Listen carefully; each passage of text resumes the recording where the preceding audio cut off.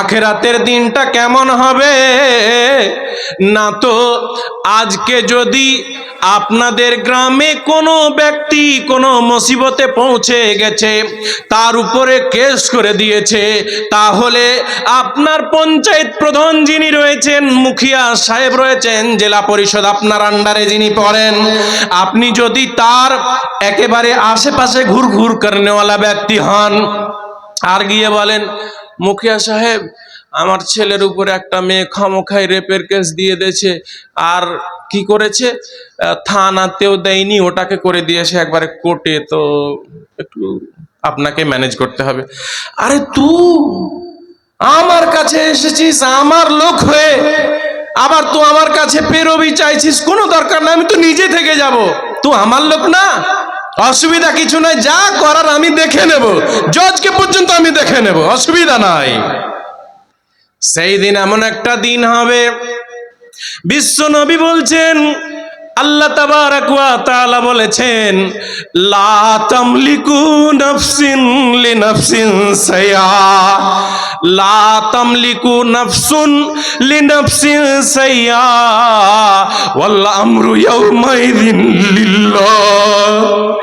সেই দিন কোন নেতা, কোন মন্ত্রী, কোন জজ, কোন এমএলএ এমপি কারো দিক থেকে স্যাটিসফায়ার হবে না, কারো দিক থেকে স্যাটিসফাই করবে না, কারো সেই দিন মালিকানা চলবে না।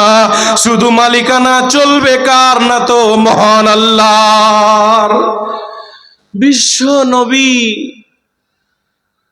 তিনি তো যেন সবাই যেন মানে নবীরাই নাফসি নাফসি করবেন, শুধু আমাদের নবী উম্মতি উম্মতি বলবেন। সেই দিন ভয়াবহ দিন, কঠিন দিনের প্রতি আমাদেরকে ঈমান নিয়ে আসতে হবে।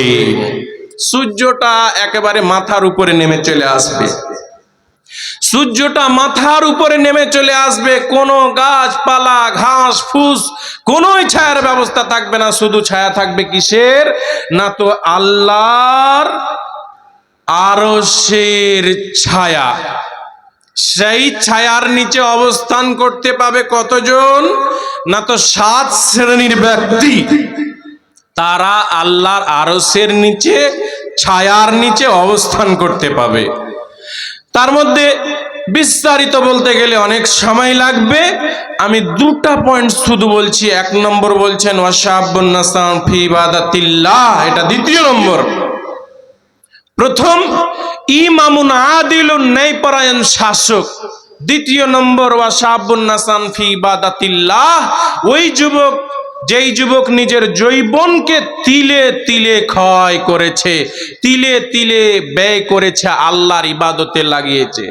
যুবক ভাই, যুবতী বোন আমার, যাদের কানে আওয়াজ যাচ্ছে আপনারা ধ্যান করে শুনবেন। মার্কেটে, আচ্ছা বলেন তো, আপনারা মনে হয় আমার ভাষা বুঝতে পারেন না, না তো একটাতেও জবাব দেন না জি। আচ্ছা, ডাবের দাম বেশি না নারকেলের দাম বেশি মার্কেটে? আরে পাকুড়ে যাবেন তো ডাবের দাম বেশি নেই না নারকেলের দাম বেশি নেই? ডাবের দাম বেশি নেই বাবাজি, ডাবের দাম বেশি নেই, নারকেলের দাম কম নেই ডাব থেকে।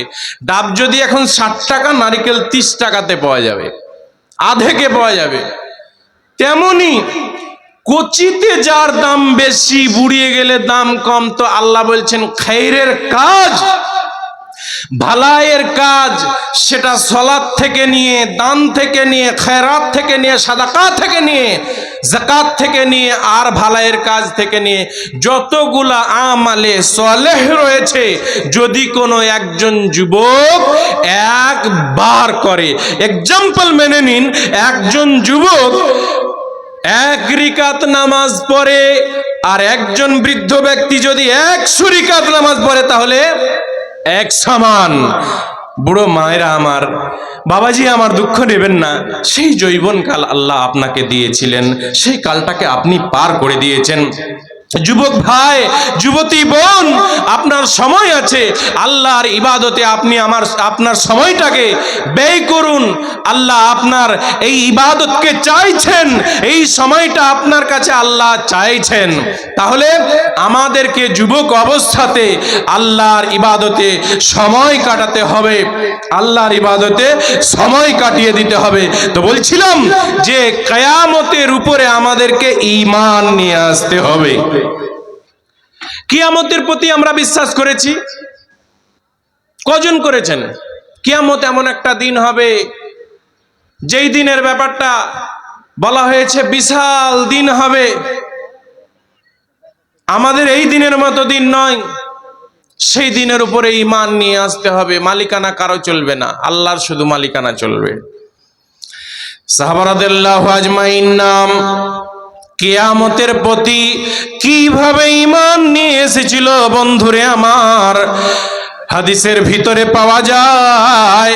রাবিয়ে হাদিস হযরতে হুযায়ফা রাদিয়াল্লাহু তাআলা আনহু তিনি বলছেন, বিশ্বনবী জনাবে মুহাম্মদুর রাসূলুল্লাহ সাল্লাল্লাহু আলাইহি ওয়াসাল্লাম আমাদের কাছে এমন একটা দিন ছিল, বিশ্বনবী যেন আমাদের কাছে আসলেন, আসার পরে জিজ্ঞাসা করছেন, মা তাযকুরুনা ইয়া হুযায়ফা, হুযায়ফা তোমরা কি আলোচনা করছো?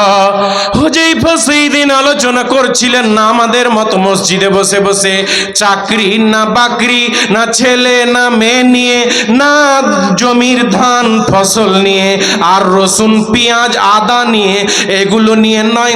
হুযায়ফা বলছেন, ক্বালু নাযকুরু সাআতি ইয়া রাসূলুল্লাহ।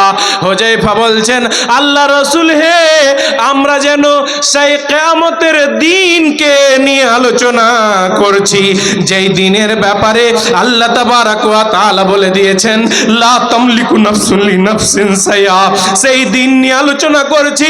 রাবি হাদিস বলছেন, আমরা যেন এক অপরের দিকে তাকাচ্ছি, কারো মুখ যেন শুকিয়ে গেছে, কার যেন কপাল ভিজে গেছে, কপাল যেন ঘামে চুয়ে গেছে, কেউ যেন কাউকে ভয় দেখিয়েছে, এইরকম ভীত সন্ত্রস্ত হয়ে গেছি।